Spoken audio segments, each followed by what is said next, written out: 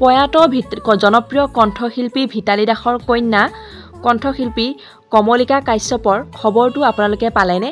এইমাত্ৰ আহিল কমলিকা কাশ্যপৰ এটা অতি ডাঙৰ ভাল খবৰ। হয় বন্ধু বান্ধৱীসকল, দুখৰ মাজতো কমলিকাৰ জীৱনলৈ আহিল এটা ভাল খবৰ।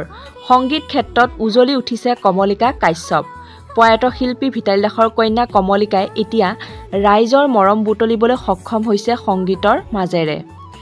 মাতৃ ভিতালী দাসৰ গীত গাই অসমৰ প্ৰতিগৰাকী লোকৰ মন জয় কৰা কণ্ঠশিল্পী কমলিকা কাশ্যপৰ পিতৃ তথা শিল্পী ভূপেন দাসে 17 জানুৱাৰীত শেষ নিশ্বাস ত্যাগ কৰিছিল।